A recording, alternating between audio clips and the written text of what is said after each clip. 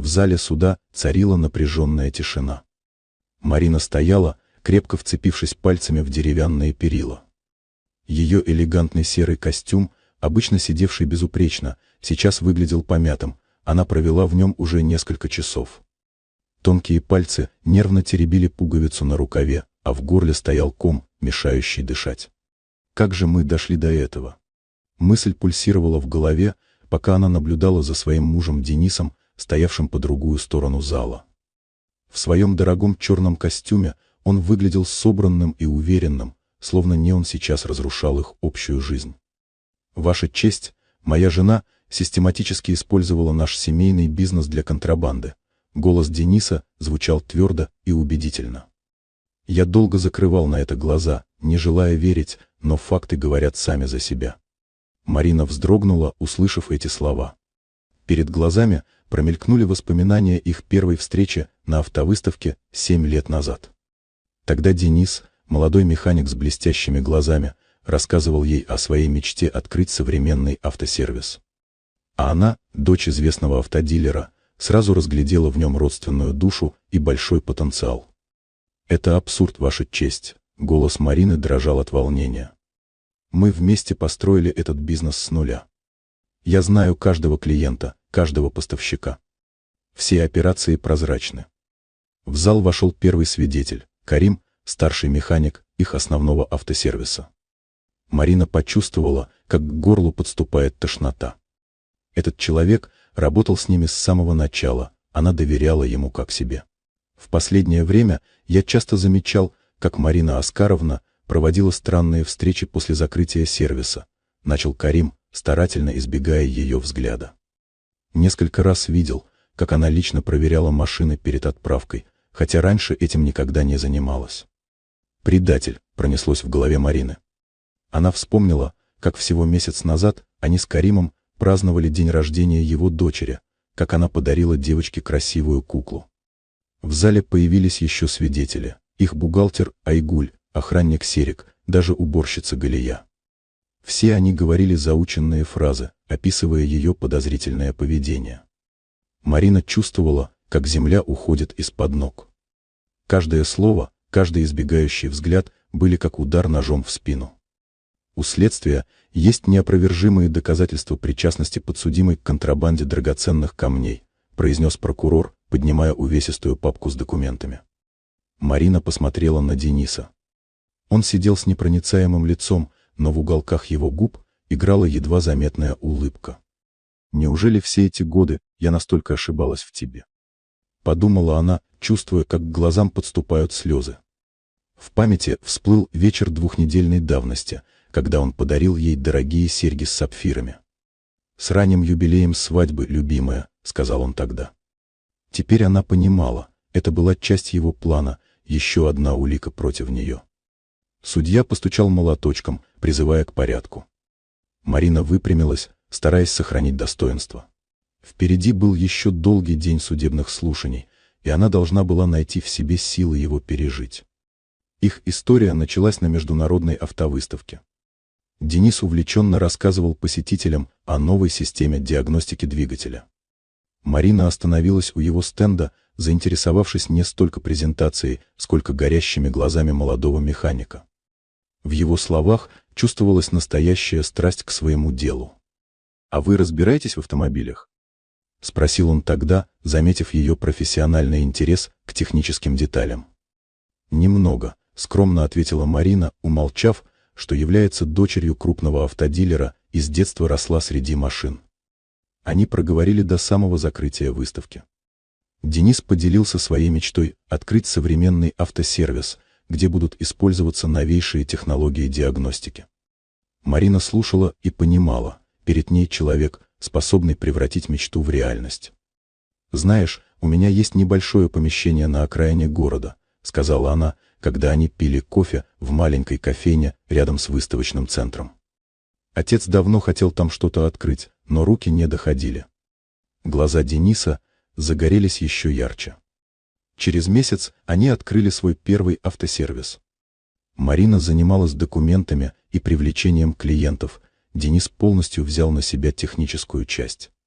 Они прекрасно дополняли друг друга, Ее деловая хватка и его золотые руки создавали идеальный тандем. «Нам нужно расширяться», — сказал Денис спустя год, когда их сервис уже не справлялся с потоком клиентов. «Я присмотрел отличное место в центре». Марина поддержала эту идею, но настояла на тщательном бизнес-плане. Она уже тогда заметила в мужа, они поженились через полгода после открытия первого сервиса, стремление действовать на эмоциях. Постепенно сеть автосервисов «Отомир» разрослась до 5 точек по всему городу. Их название стало синонимом качества и надежности. Клиенты записывались за недели вперед, многие приезжали из других городов. Но с ростом доходов начал меняться и Денис. Если раньше он мог часами возиться с машиной, добиваясь идеального результата, то теперь все чаще проводил время в дорогих ресторанах с новыми партнерами. Купил себе роскошный внедорожник, начал носить дорогие часы. «Зачем нам такие траты?» — спрашивала Марина, просматривая отчеты. «Бизнес требует реинвестиций». «Мы заслужили красивую жизнь», — отмахивался он. «Нельзя же вечно во всем себе отказывать». Однажды она случайно услышала его разговор по телефону. «Да, прибыль хорошая, но можно больше. Намного больше». В его голосе звучали жадные нотки, которых она раньше никогда не замечала. Тогда Марина списала это на амбиции успешного бизнесмена, не подозревая, что эта жажда наживы приведет их к краху. Все началось с появления в их автосервисе странных клиентов. Они приезжали на дорогих машинах с иностранными номерами, всегда в конце рабочего дня. Денис лично занимался их обслуживанием, отправляя остальных механиков домой пораньше. «Просто важные клиенты требуют особого внимания», — объяснял он Марине. Она верила, муж всегда умел находить подход к состоятельным заказчикам. Но что-то в этих визитах настораживало ее. Может, излишняя секретность или то, как менялся Денис после них, становился нервным, дерганым. Однажды вечером в их сервис приехал седой мужчина на черном «Мерседесе». Марина случайно услышала обрывок разговора: «Товар высшего качества. Переправка через границу. Гарантированная безопасность». Денис заметил ее и быстро увел клиента в свой кабинет. «Кто это был?» — спросила она за ужином. «Бизнесмен из Европы хочет открыть представительство в своем городе», — ответил муж, избегая ее взгляда. В тот вечер он впервые солгал ей. Денис начал часто ездить в командировки. Возвращался с крупными суммами наличных, объясняя их выгодными сделками. Марина чувствовала, что-то не так, но не могла представить масштаб происходящего. А в это время Денис уже плотно сотрудничал с международной группировкой, занимающейся контрабандой драгоценных камней. Схема была проста: камни прятали в машинах, которые якобы приезжали на ремонт. Сервис служил идеальным прикрытием. «Твоя жена может стать проблемой», — сказал однажды Седой. «Она слишком принципиальная». Денис понимал, Марина никогда не согласится участвовать в преступной схеме. Нужно было что-то придумать. План созрел неожиданно. Денис узнал о готовящейся полицейской операции. «Самое время подстраховаться», — решил он, вызывая к себе старшего механика Карима. $50 000 положил он конверт на стол. «Просто скажешь, что видел, как Марина встречалась с подозрительными людьми». Карим колебался, он уважал хозяйку. 100 000, добавил Денис, и механик кивнул. Одного за другим он вызывал сотрудников. Кого-то подкупал деньгами, кому-то угрожал увольнением. «Просто показания против Марины, ничего сложного», — убеждал он. Они соглашались, не подозревая, что становятся соучастниками чудовищной подставы.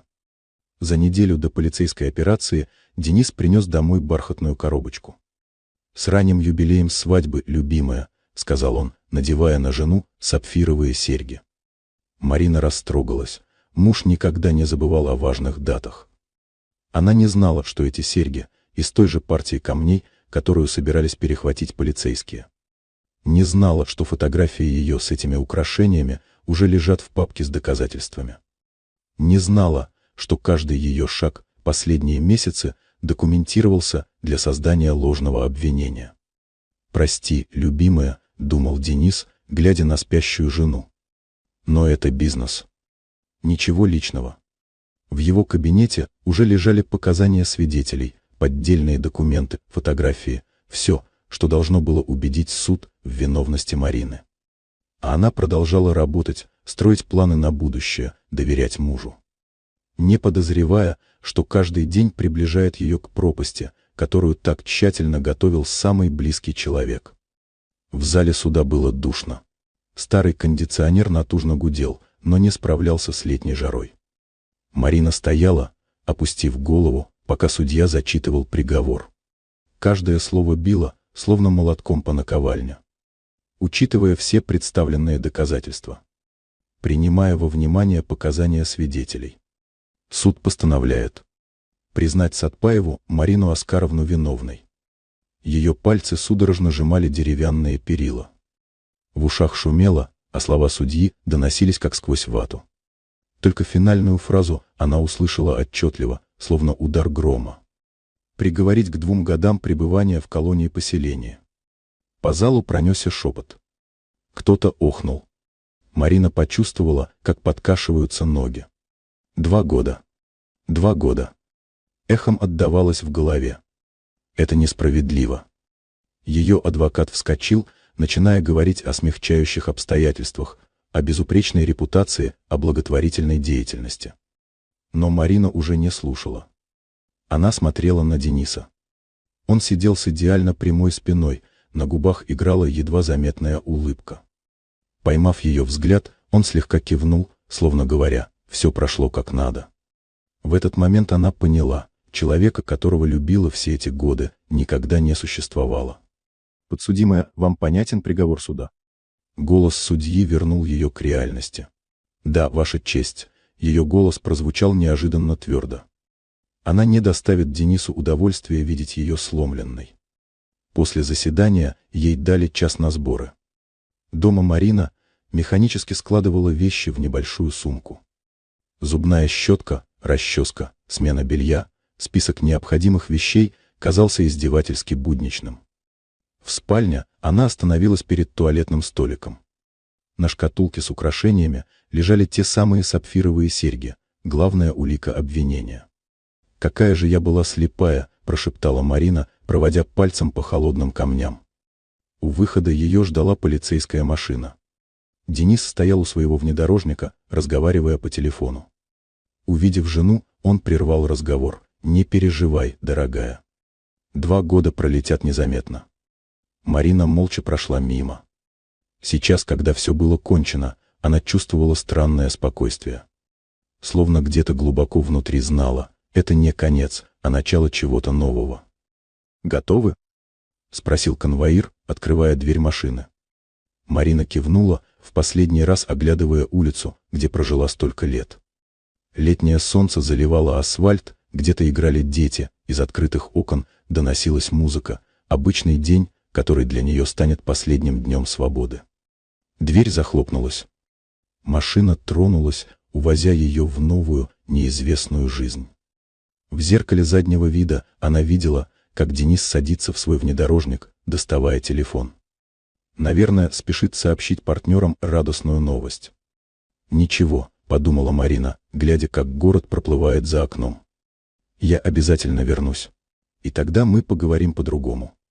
Полицейская машина, поднимая клубы пыли, остановилась у покосившегося здания комендатуры. Надзирательница, женщина средних лет, с жестким взглядом, молча приняла документы. Сатпаева Марина Оскаровна, статья. Она монотонно зачитывала данные, пока Марина осматривалась. Старые деревянные дома, размытые дождем дороги, тусклые лица местных жителей. Все казалось нереальным, словно декорации к плохому фильму. «Вот ваше жилье», — надзирательница привела ее к небольшому дому. Внутри пахло сыростью и старым деревом. Железная кровать со скрипучими пружинами, колченогий стол, печка-буржуйка. Весь скудный интерьер говорил о том, что придется забыть о прежнем комфорте. Подъем в 6 утра, отбой в 10 вечера, голос надзирательницы звучал равнодушно. Территорию покидать запрещено. Работать будете на общих основаниях. Вопросы? Марина покачала головой. Какие могут быть вопросы, когда вся прежняя жизнь осталась где-то там, за пределами этого богом забытого места. Первая ночь оказалась самой тяжелой. Ветер завывал в щелях, где-то капала вода, пружины впивались в бок. Марина лежала, глядя в потолок, и впервые за долгое время позволила себе заплакать. Утро началось с пронзительного звонка. Умывальник на улице, ледяная вода, очередь из таких же растерянных женщин. Марина с трудом узнавала себя в мутном зеркале. Куда делась уверенная бизнес-леди? Новенькая? Рядом остановилась молодая девушка с огромным животом. «Я Камила. Не переживай, здесь не так страшно, как кажется поначалу». В ее глазах была какая-то особенная теплота. Камила помогла Марине освоиться, показала, где брать дрова для печки, как правильно растапливать, где находится столовая. «За что тебя?» — спросила Марина за обедом, глядя, как Камила осторожно поглаживает живот. «Любовь», — грустно усмехнулась девушка. Влюбилась в красивого мошенника. Он провернул аферу в ресторане, где я работала, а меня подставил. Теперь вот. Рожать скоро. В ее голосе слышался страх. Марина заметила, как дрожат руки девушки, когда она говорит о родах. Врачи говорили, нельзя рожать. Слишком узкий таз, проблемы со здоровьем. Но я не смогла. Не смогла отказаться от малышей. Их двое там, Камила прошептала последние слова почти беззвучно. Марина накрыла ее руку своей. Все будет хорошо. Я помогу тебе. Дни потекли своим чередом. Марина научилась колоть дрова, носить воду, топить печь. Мозоли на руках уже не кровоточили, а превратились в твердые наросты. По вечерам они с Камилой сидели у печки, разговаривая о жизни. «Знаешь, — сказала однажды Камила, — может, это и странно прозвучит, но я рада, что встретила тебя здесь. Одной было бы намного страшнее». Марина обняла подругу. В этом странном месте, где время, казалось, остановилось, они нашли друг в друге поддержку, в которой так отчаянно нуждались. Вечерами, когда холодный ветер завывал в щелях старого барака, Камила рассказывала свою историю. Она говорила тихо, словно боясь разбудить призраков прошлого, а Марина слушала, подкладывая дрова в печку. «Я работала официанткой в ресторане, знаешь, том самом, в центре города», — начинала Камила. «Обычная работа, обычная жизнь. Мечтала когда-нибудь открыть свое маленькое кафе. Копила деньги, училась по вечерам в кулинарном техникуме. В тот вечер в ресторан пришел он, Рашид. Высокий, красивый, в дорогом костюме. Заказал лучшее вино, оставил щедрые чаевые и свой номер телефона. Я как в сказку попала», — Камила грустно улыбалась. Дорогие рестораны, подарки, красивые слова. Говорил, что хочет начать свой бизнес, построить нашу общую жизнь. Я поверила каждому слову. Через месяц Рашид рассказал о своем плане. Владелец ресторана держал в сейфе крупную сумму денег. Нужно было только оставить сейф открытым на ночь. «Это же не кража», — убеждал он. «Просто небольшая афера. Деньги вернутся с процентами». Когда я узнала, что беременна, он был так счастлив. Камила прижимала руки к животу.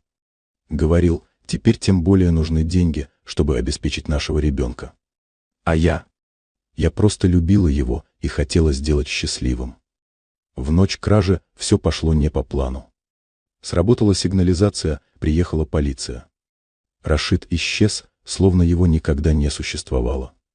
А Камила оказалась главной подозреваемой. На суде выяснилось, что он аферист со стажем, голос Камилы дрожал. Проворачивал такие схемы в разных городах. Всегда использовал влюбленных девушек, а потом исчезал. Я была просто очередной дурочкой. Марина обнимала подругу, когда та плакала. Помогала готовиться к родам, доставала через надзирательницу витамины, шила пеленки из старых простыней, поддерживала во время приступов паники. «Я так боюсь, Марина», — признавалась Камила бессонными ночами. Врачи говорили, с моим здоровьем рожать опасно. А тут еще двойня. Но я не могла их убить. Понимаешь? Они ни в чем не виноваты. Они вместе придумывали имена для малышей, мечтали, как будут растить их. Камила хотела мальчика и девочку, представляла, как будет учить их готовить, когда выйдет на свободу. «Обещай, что не оставишь меня во время родов», — попросила однажды Камила, сжимая руку Марины. «Мне так страшно быть одной». «Обещаю», — ответила Марина, чувствуя, как сжимается сердце от нехорошего предчувствия. До родов оставалось совсем немного. Они готовились как могли, собрали небольшой запас чистых тряпок, договорились с местной фельдшерицей. Надзирательница, обычно суровая, смягчилась и обещала вызвать врача из районной больницы, когда начнется.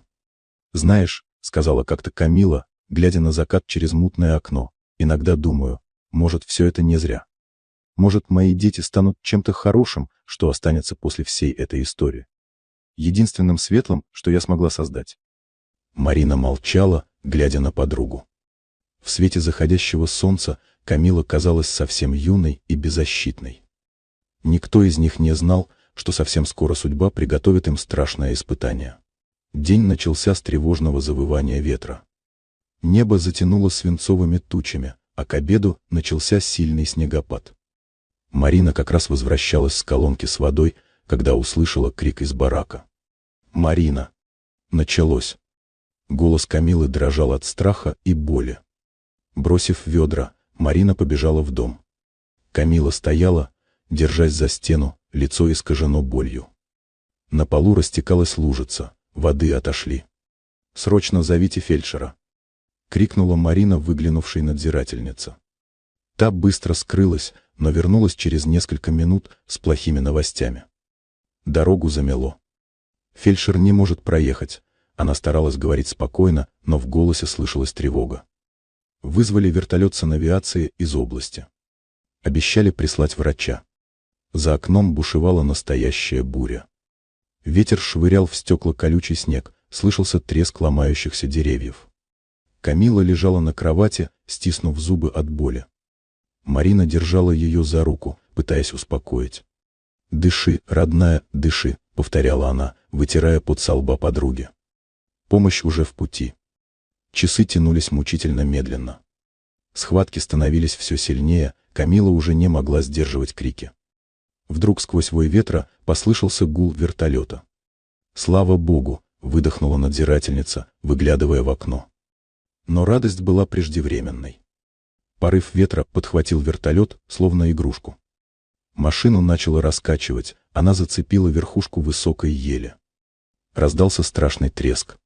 «Господи!» — вскрикнула Марина, увидев, как из вертолета выпадает человек. Машина, потеряв управление, рухнула в лес в нескольких сотнях метров от поселения. Все замерли в ужасе. Но через 20 минут дверь барака распахнулась, впуская клубы снега и высокого мужчину в разорванной куртке. Его лицо было в крови, но в руках он крепко держал медицинский чемодан. «Я доктор Рустам», — произнес он, тяжело дыша. «Где разжениться?» Он еле держался на ногах. При падении сильно ударился и почти отморозил ноги, пробираясь через сугробы. Но в его глазах горела решимость профессионала. «Нужно готовиться к экстренному кесареву», — быстро оценил он ситуацию. «Времени мало. Вы», — он показал на Марину, — «будете ассистировать». В бараке быстро организовали подобие операционной. Надзирательница принесла все чистые простыни, какие смогла найти. Спирт для обработки инструментов нашелся в медпункте.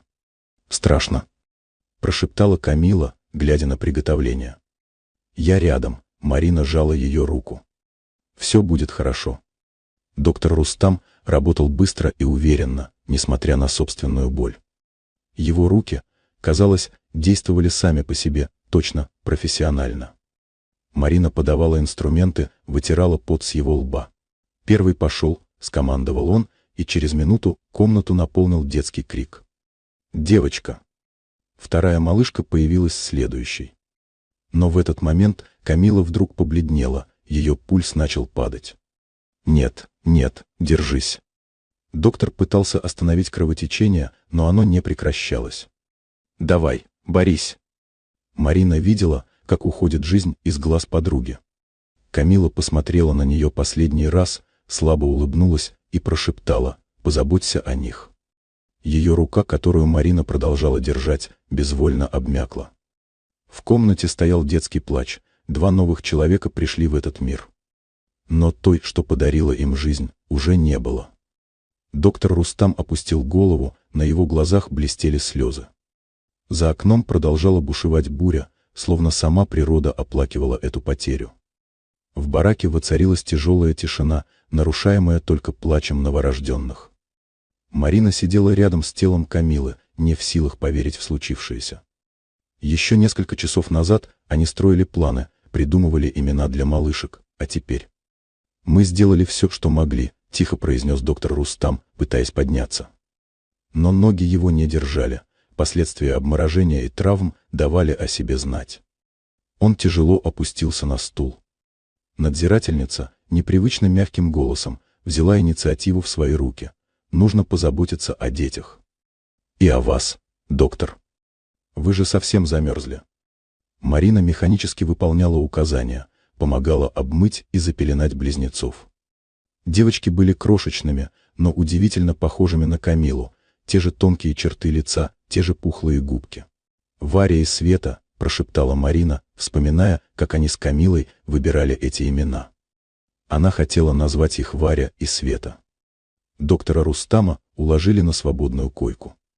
Его била крупная дрожь, ноги приобрели пугающий синюшный оттенок. Марина помогала растирать их спиртом, накладывать согревающие компрессы. «Вам нужно в больницу», — сказала она, видя, как он морщится от боли. Дороги замело. «Придется ждать, пока расчистят», — ответил он, пытаясь улыбнуться. «Но вы не волнуйтесь, я врач, знаю, что делать». Ночь прошла в заботах. Марина металась между близнецами, требующими внимания и кормления, и Рустамом, которому становилось все хуже. К утру у него поднялась температура, он начал бредить. «Мои товарищи. Там, в вертолете». Бормотал он в полузабытии. «Надо помочь». Марина присела рядом с ним, положила холодный компресс на горячий лоб. Спасатели уже работают. «Вы сделали все, что могли. Теперь нужно поправляться». Глядя на спящих девочек, она вспоминала последние слова Камилы. «Позаботься о них». Это было больше, чем просьба, это было завещание. «Я не оставлю их», — твердо сказала Марина, когда надзирательница заговорила о детском доме. «Как только выйду отсюда, заберу их к себе. Это мой долг перед Камилой». «Благородно, но не просто», — покачала головой женщина. «Одинокой женщине с судимостью вряд ли дадут опеку». Марина понимала, что это правда, но отступать не собиралась. Она будет бороться ради Камилы, ради этих крошек, которые уже стали ей родными. В колонии жизнь потекла по новому распорядку.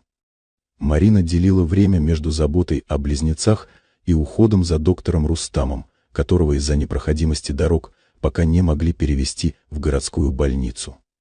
Его состояние медленно, но улучшалось. «Как наш герой себя чувствует?» — спрашивала она, принося ему горячий бульон, который варила из скудных продуктов. Рустам неизменно отвечал улыбкой, от которой у Марины почему-то начинало щемить сердце. «Благодаря вашей заботе, все лучше», — говорил он, пытаясь пошевелить обмороженными ногами.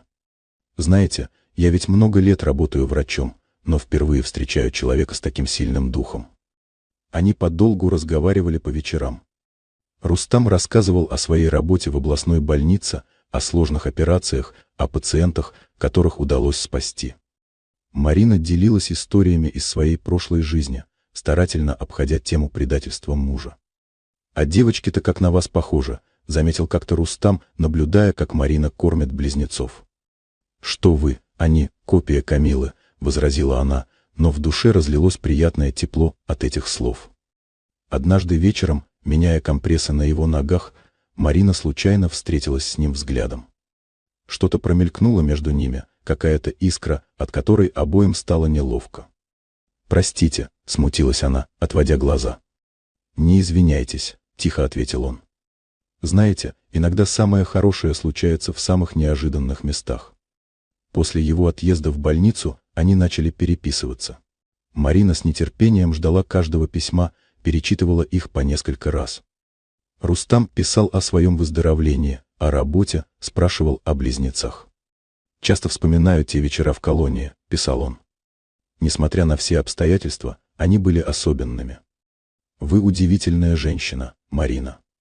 Она отвечала, вкладывая в конверты фотографии подрастающих девочек, рассказывала о их первых улыбках, о бессонных ночах, о своих планах на будущее. Когда выйду отсюда, хочу забрать их к себе, делилась она мечтами. Знаю, будет непросто, но я должна попытаться. Я помогу вам, отвечал Рустам. У меня есть связи в органах опеки, знакомые юристы. Вместе мы справимся. От этого вместе у Марины кружилась голова. Она ловила себя на том, что все чаще думает о нем, представляет их возможную встречу после ее освобождения. Глупая, отдергивала она себя. Он просто добрый человек, который хочет помочь.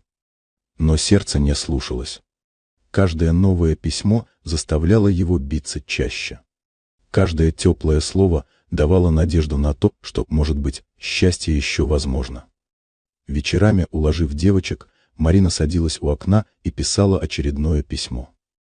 Рассказывала о колонии, о других заключенных, о том, как меняется природа за окном. И между строк, о том, как много он значит для нее, хотя никогда не решалась сказать это прямо. «Знаете, доктор Рустам», — писала она, — «здесь, в этом забытом Богом месте, я поняла одну простую истину. Иногда нужно все потерять, чтобы найти что-то по-настоящему важное».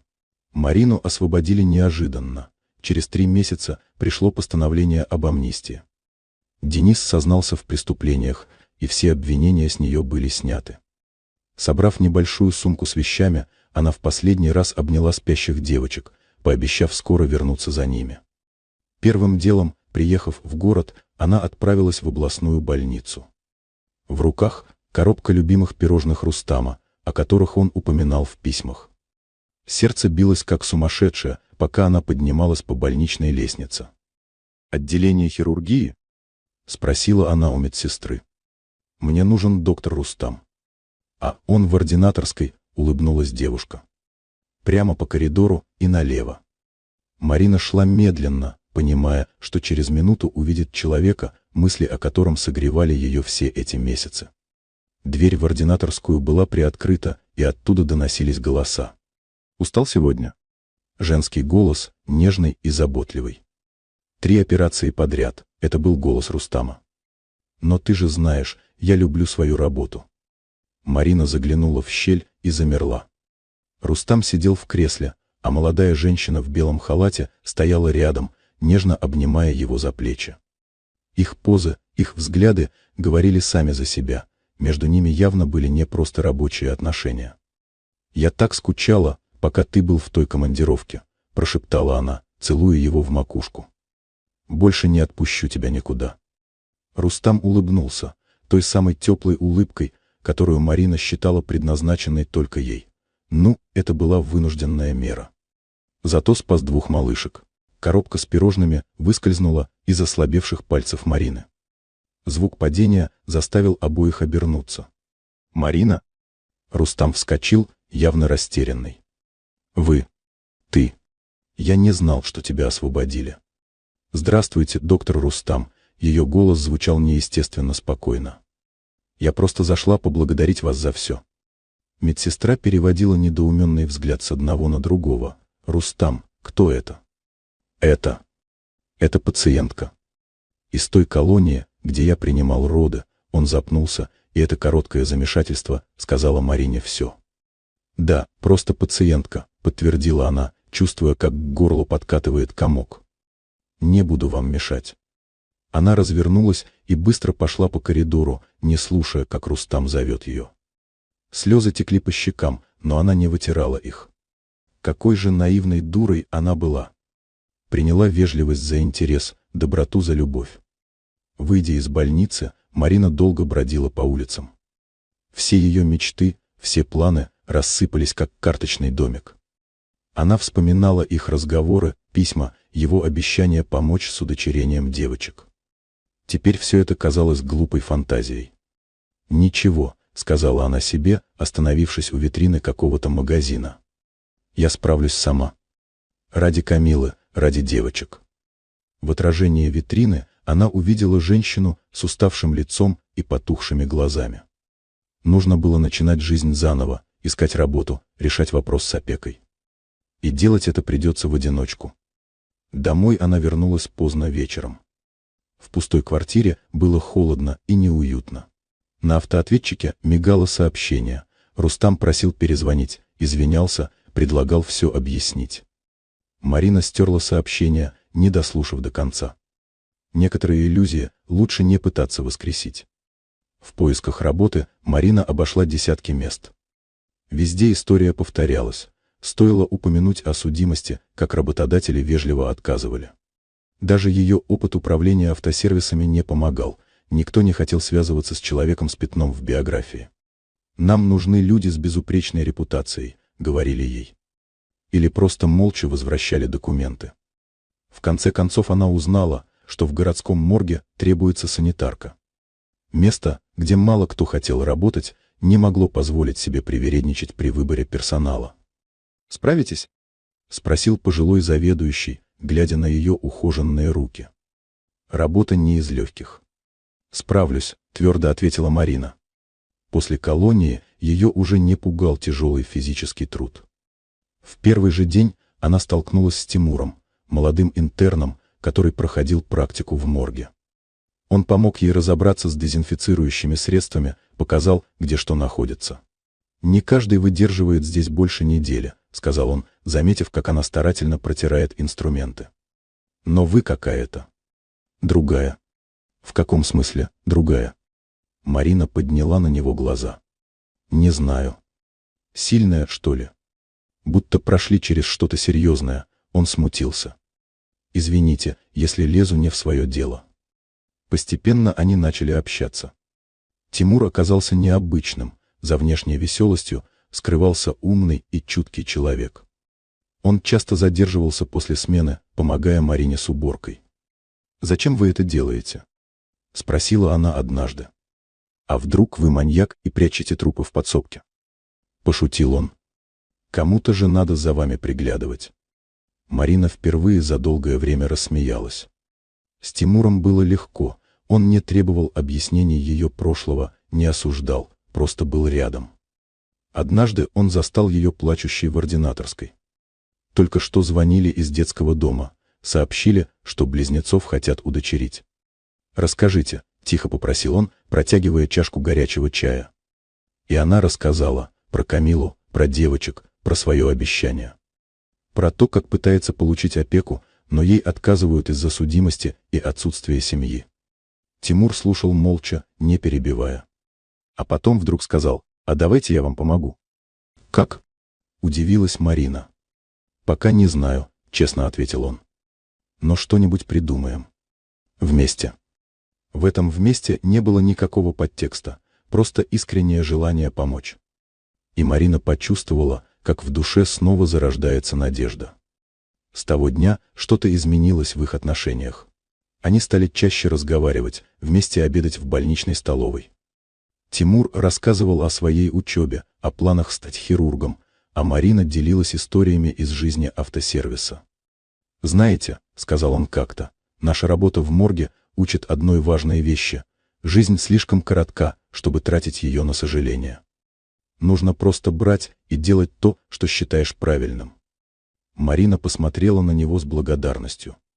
Возможно, эта странная дружба, родившаяся в самом неожиданном месте, была именно тем, что ей сейчас нужно. Очередной отказ из органов опеки окончательно выбил Марину из колеи. Она сидела в ординаторской, механически помешивая давно остывший чай. «Знаете, почему отказали в этот раз?» Горько усмехнулась она, когда вошел Тимур. «Сказали, что одинокой женщине с судимостью не смогут доверить воспитание 2 детей. Даже проверять ничего не стали». Тимур присел рядом, задумчиво постукивая пальцами по столу. Последние недели он много размышлял над ситуацией Марины, и, кажется, решение созрело. «А если бы вы были не одинокой?» — осторожно спросил он. «В каком смысле?» — не поняла Марина. «В прямом.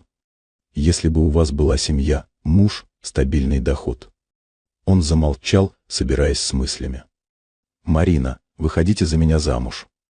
Она поперхнулась чаем. «Что?» «Это решит проблему с опекой», — торопливо продолжил он. Я врач, пусть пока интерн, но с перспективами. У меня хорошая репутация, никаких проблем с законом. Вместе мы сможем забрать девочек. Марина смотрела на него с изумлением. Тимур, вы понимаете, что предлагаете? Это же не шутка, это брак. Я все понимаю, он был непривычно серьезен. Считайте это деловым предложением. Вы получаете возможность удочерить близняшек, а я просто хочу помочь. В голове у Марины все перемешалось. Предложение было неожиданным и абсурдным, или нет? Но ведь вы совсем меня не знаете, попыталась возразить она. У меня судимость, пусть и снятая. Проблемы с бывшим мужем. И 2 детей в придачу. Я знаю достаточно, мягко перебил Тимур. Знаю, что вы сильный и честный человек. Знаю, как вы любите этих девочек. И знаю, что хочу помочь. Марина встала и подошла к окну. На улице моросил мелкий дождь, люди спешили куда-то, прикрываясь зонтами. Обычная жизнь, о которой она так мечтала для своих девочек. «А как же любовь?» — тихо спросила она. «Разве можно создавать семью без чувств?» Знаете, Тимур тоже подошел к окну, иногда чувства приходят потом. А иногда важнее то, что мы делаем друг для друга, чем то, что чувствуем. Они помолчали. Марина думала о Камиле, о ее последней просьбе, о девочках, которые ждут в детском доме. «Дайте мне время подумать», — наконец сказала она. «Конечно», — кивнул Тимур. «Только не тяните, я слышал, что девочками интересуется семья из другого города». Следующие 3 дня Марина почти не спала. Взвешивала все за и против, пыталась понять, правильно ли поступает. Вспоминала свой первый брак, предательство Дениса, несбывшиеся надежды с Рустамом. На 4-й день она пришла к Тимуру. «Я согласна. Но у меня есть условия, никакого обмана. Мы должны быть честны друг с другом во всем». «Абсолютно», — серьезно кивнул он. «И у меня тоже есть условия. Давайте попробуем создать настоящую семью. Не просто формальность на бумаге». Они пожали друг другу руки, словно заключая деловое соглашение. Но что-то в глазах Тимура подсказывало Марине, возможно, это решение изменит их жизни больше, чем они оба предполагают. Свадьбу решили сделать скромной, расписались в ЗАГСе, отметили в небольшом кафе с несколькими коллегами. Марина надела простое белое платье, купленное в обычном магазине. Тимур был в новом костюме, немного нервничал и постоянно поправлял галстук. «Объявляю вас мужем и женой», — торжественно произнесла регистратор, и Марина почувствовала, как дрожит рука Тимура, надевающего ей кольцо. «Ну что, теперь домой?» — спросила она после небольшого застолья, думая о своей квартире. «Не совсем», — загадочно улыбнулся Тимур. «У меня для тебя сюрприз». Он привез ее к новому жилому комплексу на окраине города. 3-комнатная квартира на 5-м этаже оказалась светлой и просторной. «Это твой дом?» — удивилась Марина. «Теперь наш», — ответил он. «Но это не главный сюрприз. Закрой глаза». Он взял ее за руку и повел по коридору. Открыв дверь одной из комнат, скомандовал: «Теперь можно смотреть». Марина открыла глаза и замерла. Перед ней была детская комната, нежно-розовые стены, 2 красивые кроватки, шкаф с игрушками, письменный стол для будущих школьных занятий. «Когда ты...» «Как?» Она не могла подобрать слов. «Последний месяц после работы здесь пропадал», — признался Тимур. «Хотел, чтобы у девочек был настоящий дом». «Нравится?» Марина молча обняла его, уткнувшись лицом в плечо. Слезы катились по щекам, но это были слезы счастья. «Знаешь», — тихо сказал Тимур, гладя ее по спине, — «я должен тебе признаться. Это не просто деловое соглашение для меня. Я влюбился в тебя, Марина. Еще тогда, в морге, когда увидел, как ты борешься за своих девочек». Она подняла голову, встретившись с ним взглядом. «Почему не сказал раньше?» «Боялся спугнуть. Думал, после всего пережитого ты не готова к новым чувствам. Решил просто быть рядом, помогать». Марина прижалась к нему крепче, а я думала, что больше никогда не смогу никому доверять. Но ты другой. С тобой я чувствую себя защищенной. В тот вечер они долго сидели на полу в детской, строя планы на будущее. Говорили о том, как заберут девочек, как будут их воспитывать, как создадут для них настоящую семью. Через неделю подали документы на удочерение. Теперь с официальным браком, стабильной работой Тимура и просторной квартирой шансы были высоки. Представляешь, как удивятся девочки, когда увидят свою комнату? Мечтательно говорила Марина, расставляя игрушки. Знаешь что? Тимур обнял ее сзади. По-моему, мы с тобой уже настоящая семья. Осталось только дождаться наших дочек. Марина повернулась к нему. Ты правда считаешь их своими? Конечно. Они часть тебя, значит, теперь и часть меня, просто ответил он. В этот момент Марина поняла, судьба, отняв у нее многое, подарила взамен нечто более ценное, человека, с которым не страшно начинать жизнь заново. Человека, который принял ее прошлое и готов разделить будущее. «Я тоже люблю тебя», — прошептала она, впервые произнося эти слова без страха и сомнений. 2 года пролетели как один день. Марина стояла у окна своего небольшого, но уютного автосервиса, наблюдая, как механики работают над очередной машиной. После освобождения она решила начать все сначала. Открыла небольшую мастерскую, специализирующуюся на дорогих иномарках. Место быстро завоевало репутацию благодаря ее опыту и честному подходу к делу. «Мама, смотри, что я нарисовала». Варя подбежала к ней, размахивая альбомным листом. На рисунке была изображена их семья. Марина, Тимур, 2 девочки и даже их недавно появившийся котенок Рыжик. «Очень красиво, солнышко», — Марина поцеловала дочку в макушку. Света, более спокойная из близняшек, сидела за столиком в углу офиса, старательно собирая пазл. Тимур недавно закончил ординатуру и получил должность хирурга в городской больнице. Его карьера стремительно развивалась, коллеги уважали за профессионализм, пациенты любили за внимательность и доброту. «Девочки, собирайтесь», — Марина глянула на часы. «Папа скоро приедет, поедем выбирать форму для детского сада. А там будет много других детей?» С любопытством спросила Света. «Конечно, милая.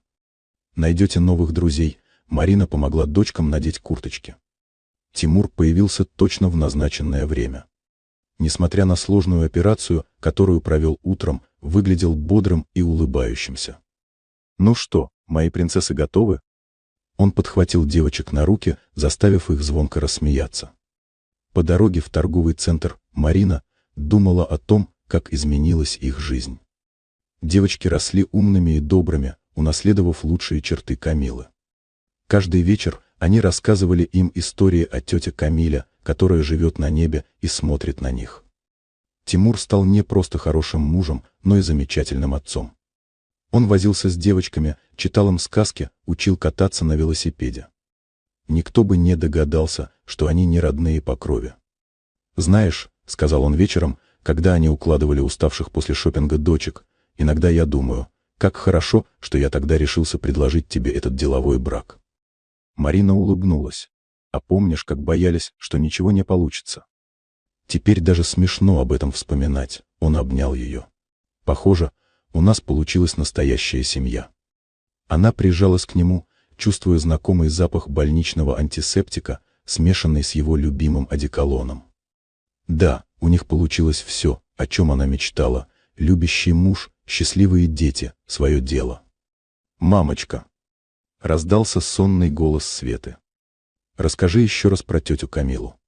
«Конечно, солнышко», — Марина присела на краешек кровати. Жила-была добрая и красивая девушка. Этот рассказ они с Тимуром превратили в светлую сказку, чтобы девочки знали, их появление в семье было настоящим чудом, подарком судьбы. Засыпая вечером в объятиях мужа, Марина думала о том, что все испытания, через которые ей пришлось пройти, привели ее именно туда, где она должна была оказаться. К своему настоящему счастью. Первый день в детском саду начался суматошно. Марина волновалась больше самих девочек, проверяя в 100-й раз их рюкзачки с запасной одеждой и любимыми игрушками. «Все будет хорошо», — успокаивал Тимур, помогая усадить близняшек в машину. У входа в садик толпились родители с детьми.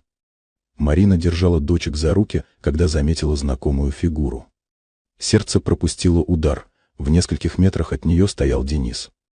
Он сильно изменился, похудел, в волосах появилась седина, но это определенно был он. Рядом с ним крутился мальчик лет 5, удивительно похожий на отца. «Папа, пойдем скорее!» Тянул он Дениса за руку. «Мама, кто этот дядя?» — спросила Варя, перехватив взгляд Марины. «Просто знакомый, милая», — она постаралась улыбнуться как можно естественнее. «Давайте познакомимся с воспитательницей». В группе она краем уха услышала разговор других мам. «Бедный Денис Николаевич», — говорила одна из них. «Представляете, жена погибла полгода назад. Авария на трассе. Теперь один воспитывает сына». «Да, такое горе», — вздыхала другая. «Но он молодец, держится. И с мальчиком столько времени проводит».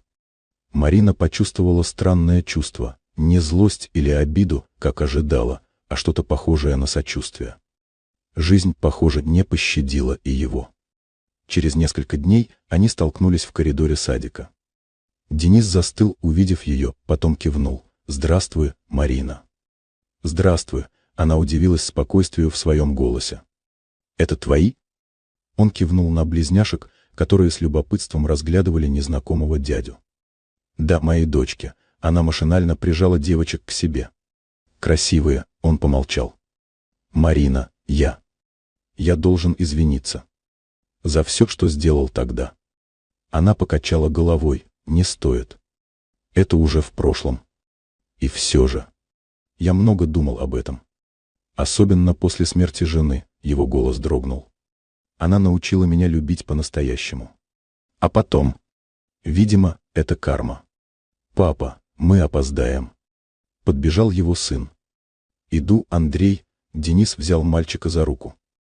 «Прости еще раз, Марина. Я рад, что у тебя все хорошо».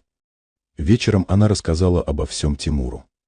Он внимательно выслушал, потом спросил: «Как ты себя чувствуешь?» «Знаешь, странно», — задумчиво ответила она. «Я думала, что встреча с ним всколыхнет старые обиды. Но я просто увидела сломленного человека, который потерял любимую женщину. И поняла, я давно его простила». Тимур обнял ее. «Ты удивительная. Умеешь видеть хорошее даже в тех, кто причинил тебе боль. Наверное, просто поняла, все, что случилось, привело меня к тебе, к нашим девочкам. К настоящему счастью». Марина сидела на балконе их квартиры, наблюдая за закатом. В детской Тимур читал девочкам сказку на ночь. Его спокойный голос и их звонкий смех доносились сквозь приоткрытую дверь. «Мамочка, иди к нам», — позвала Варя. «Папа рассказывает про фею Камилу». Марина улыбнулась. Тимур превратил грустную историю их появления на свет в волшебную сказку о доброй фее, которая подарила 2 прекрасных принцесс любящей семье. «И они жили долго и счастливо», — закончил Тимур, когда девочки начали засыпать. «Пап, а фея Камила правда смотрит на нас с неба?» — сонно спросила Света. «Конечно, солнышко. Она радуется, видя, какими красивыми и умными вы выросли». Уложив дочек, они вернулись на балкон. Тимур обнял Марину сзади, и она прижалась к его груди, чувствуя знакомое тепло. «О чем думаешь?» — спросил он. «О жизни. О том, как все изменилось. Знаешь, я благодарна даже за те испытания. Они сделали меня сильнее, научили ценить настоящее». Ее маленький автосервис процветал, клиенты ценили честность и профессионализм. Тимур стал ведущим хирургом в больнице. Девочки росли умными и добрыми, радуя родителей своими успехами. «Тимур», — тихо сказала Марина, — «я хочу тебе кое-что сказать». «Что такое?» Он развернул ее к себе. «Помнишь, ты говорил, что хочешь большую семью?» Она положила его руку себе на живот. «Кажется, твое желание скоро исполнится». Его глаза расширились от удивления, а потом засияли такой радостью, что у Марины перехватило дыхание. «Ты уверена?» «Абсолютно. Уже 3-й месяц». Они стояли, обнявшись, на балконе, а над городом зажигались первые звезды. Где-то там, думала Марина, Камила улыбается, глядя на них. Ее последняя просьба не просто исполнилась, она превратилась в нечто большее, в настоящее чудо под названием семья. Жизнь продолжалась, даря новые повороты и сюрпризы. Но теперь Марина знала, что бы ни случилось, она справится. Ведь рядом любящий муж, прекрасные дочери и вера в то, что после любой бури обязательно выглянет солнце. Спасибо за то, что прослушали рассказ, извините за ошибки, пишите в комментариях, что вы думаете. Если вам понравилось, подписывайтесь на канал.